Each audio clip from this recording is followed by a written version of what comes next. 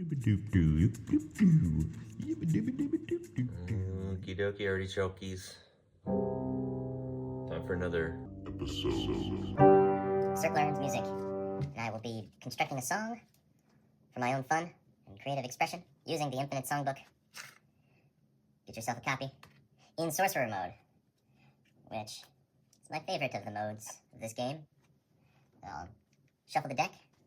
There are shuffling tricks that I advise, but I won't get into that again. I won't just do that every time. So watch another video and I'll tell you the pro tips on shuffling this thing. Should have done the pro tip. Play card, alright. So I'm going to stop pulling that progression. I'm going to play through this, see what it sounds like, figure out the parts of it I want to keep, figure out the parts that I don't want to keep, rearrange. Make it strange. C sharp. Major. D. Ooh, very chromatic. D7, sorry. B major. From the D7, not horrible, but still kind of weird. It's G sharp. B to G sharp's nice. C7. That's fine. A7. That's nice. D sharp. We get the D sharp happening. With the G in there. Yeah. That's actually nice too, if you can remember that D sharp. Or that A7 to the D sharp. Here, let me replay that A7.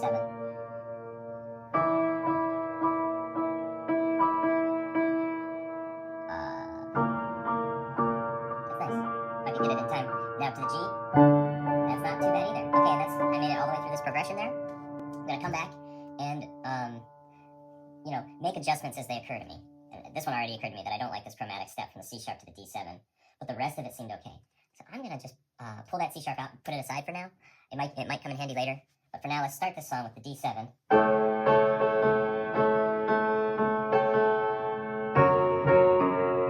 I'll just start with kind of an equal timing for all these chords so that I'm not playing favorites or anything. That's cool. Back up to that C. Oh, but out of this A7. Man, this kind of came out good, didn't it? I think. It's cool.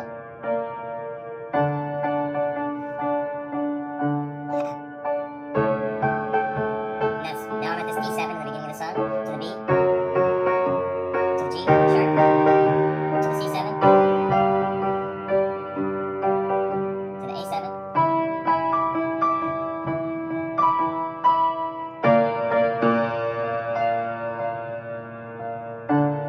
to that G.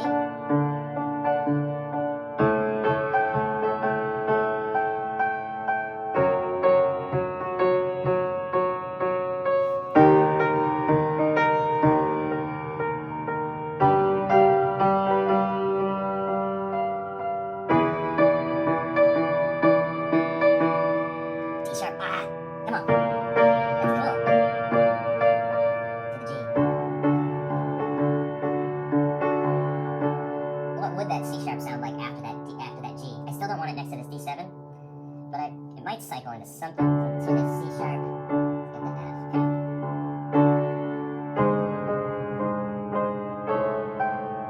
Yeah, I still don't want it. It might come in handy, but okay. I feel like we're getting somewhere. So I just kind of gave it that generic rhythm, equal time, but what if I started messing with the durations of each chord here? And when I do that, sometimes I'll be like, okay, hold on to that one for a little longer. You can make little shapes out of these cards. Like I can hold that one, maybe hold that one, and then get to this G, and then I think maybe get back to that D7. Don't hold that G. We'll do something like that. Let's just hear what it sounds like. And, if you're doing this yourself at home, you don't have to make the cards jagged or whatever, but it implies that there's that I made some sort of change, so when I'm going through and I'm looking at these symbols and playing, and by the way, when you're playing in Sorcerer Mode, the only thing I'm looking at when I look at these cards is this symbol right here. I'm not looking at any of this junk.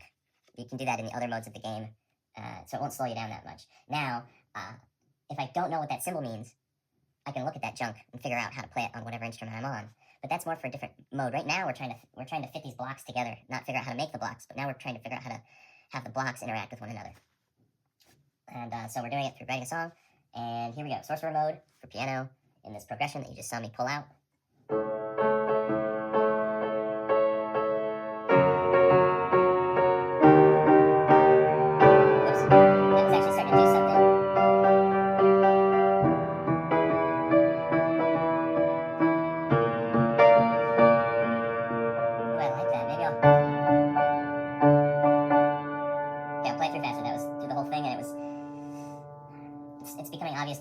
hopefully to you, that there's just some simple fixes I can do with the time that'll make it into a cool song. And I don't have to stick with this feel either. The time will change everything. Those sevens give you a certain feel that it's unavoidable, but...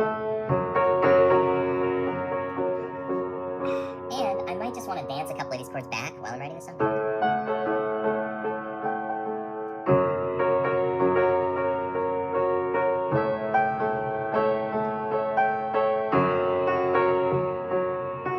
I just hopping back and forth between those first two chord cards. Now I'm moving on.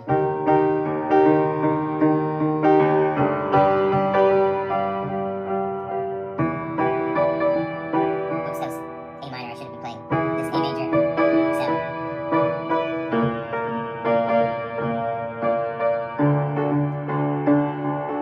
So those don't get any different time. The only thing I think I'm going to do that's different now, I can take this play card that is I used it to stop drawing cards. It was the period in the sentence that the Infinite Songbook wrote, so the end of the sentence signifier. But now I can use it as to punctuate my sentence differently. And I'm going to isolate, and this is all just for your own songwriting. These are like little, you don't have to do any of this stuff. This is just stuff that I've started to do as I've used this, because it seems to be helpful.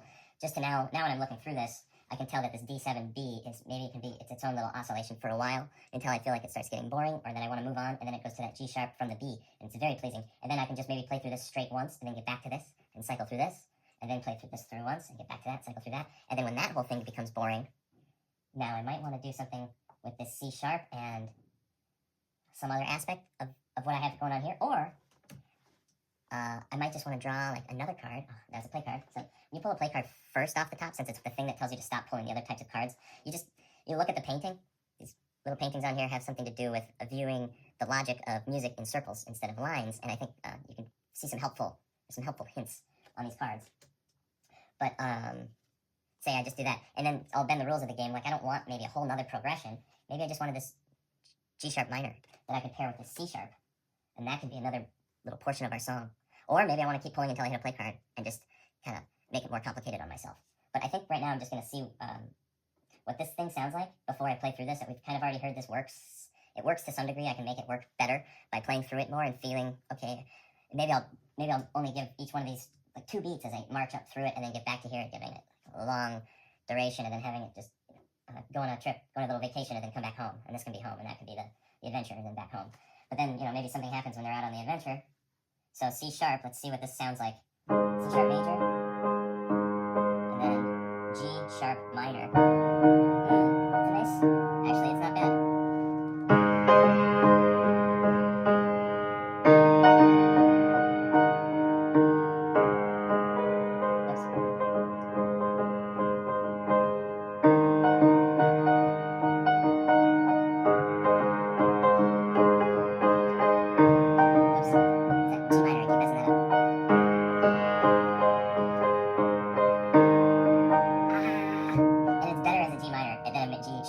I shouldn't say G minor, I should say G sharp or A flat minor.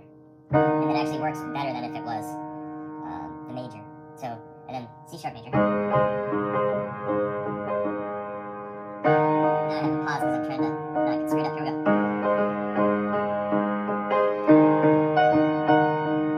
Okay, got stuck in that little eddy of the song, but let's go back to...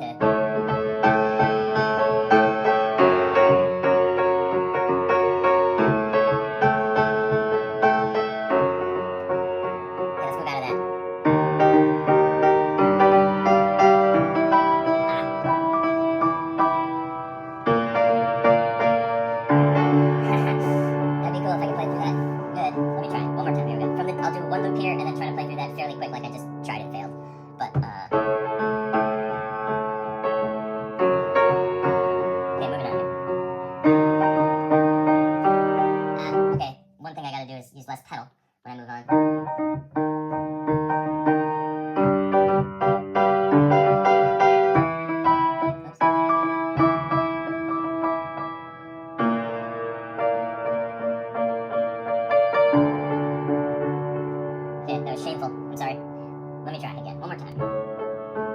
Slower tempo, so I don't mess it up so bad. And it doesn't have to be in any sort of rhythmic jazz. It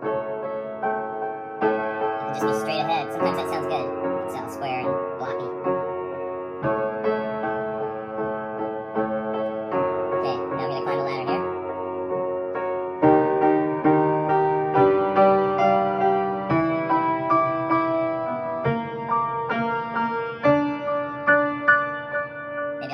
sharp thing now that I'm to that point. Whoops. I messed that up, so it kind of washed the G transition out of our minds, replaced it with that mess up, and then so I want to hear what these sound in relation to each other. And if you have a nice clean, if it's the last thing you heard, there's the G. So now I'm going to play the C sharp, G sharp minor thing. But we have this basis of this G as the last thing we just heard, so I just want to get that back in our mind and go.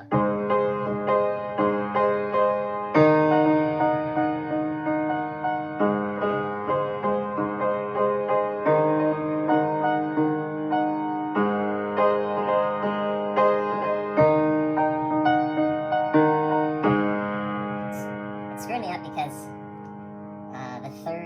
the major third is choosing one of two of these white keys next to another, and then on the other chord, I have to make the choice and make it a minor. So it's twisting my mind up. It's a fun little exercise. And then, I'm getting confused, but I'll get through it. So C sharp. Okay, then now let's do this G sharp thing, and I'll climb it up the piano as we go. So.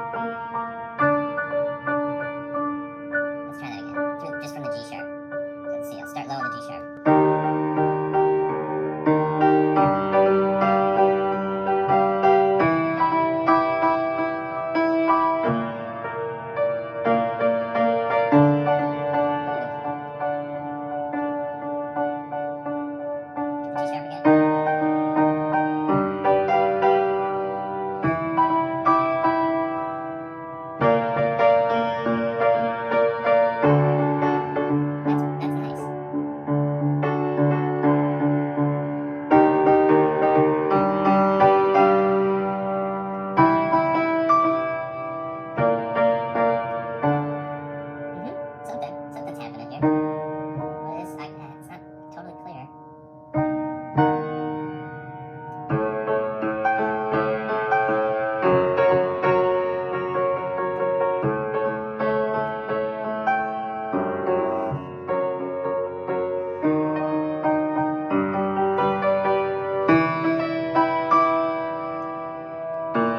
Yeah, okay, there's a little communication going on there, and then it resolves to G.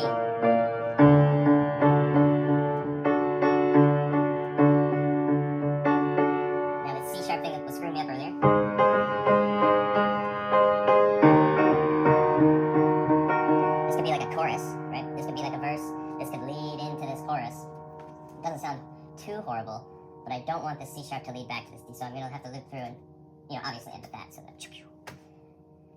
But let's listen to that again now that I'm getting it a little cleaner.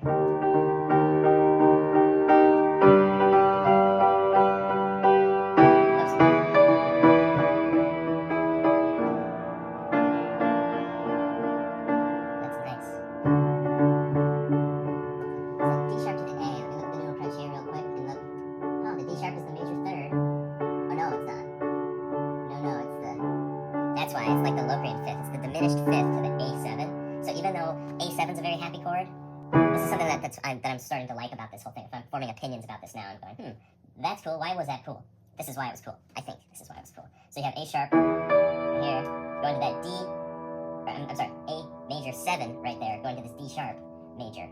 So, but it will give it a minor sound because the space in between those two chords is it's that eerie part of the Locrian. It's that diminished fifth difference from the 1 to the diminished 5. Instead of like a 1 4 5, this is like a 1 to the diminished 5, which it gives you a minor feeling, but it's a major chord, so it does this cool thing. There's like levels to it. So A7, yeah, then it's major.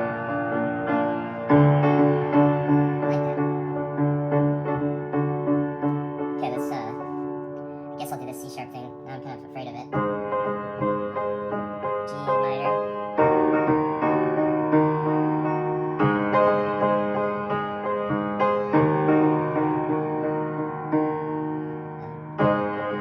This would be a nice chorus. Or even the verse, if we decide that.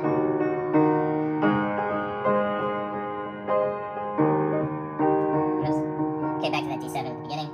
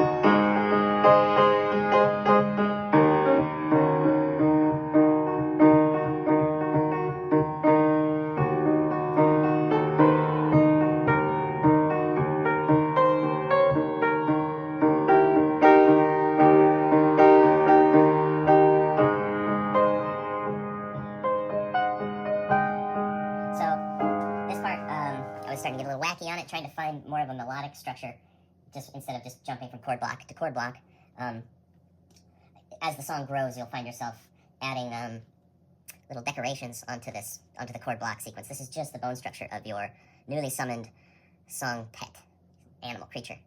And you're helping it to become a full-on organism. What's interesting about that idea is if you think of a song as if it's like a little metaphysical, ghost-like creature, and I'm summoning one or I'm building one, or I like to think about it as like musical molecules. I'm taking these musical atoms and I'm sticking atoms together and making this chemical. You can think about it in a bunch of different ways. But to use the song creature thought form about it is, now it might reproduce itself in other people's minds that see it and hear it. And then this little song creature might colonize your mind and have itself played by you. And then you might teach it to others, and it might have a life of its own. So it's not entirely false to call it a little Metaphysical, ghost, like sonic. And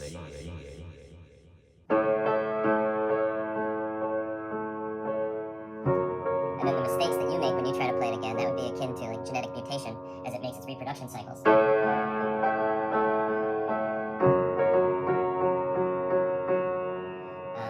I keep doing this?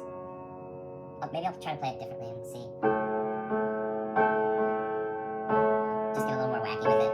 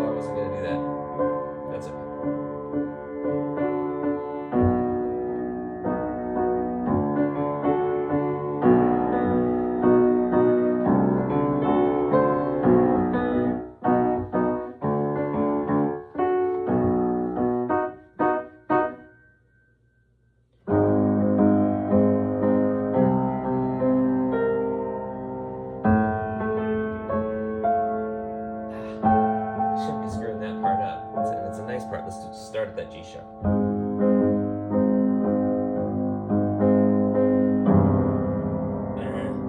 Do that again.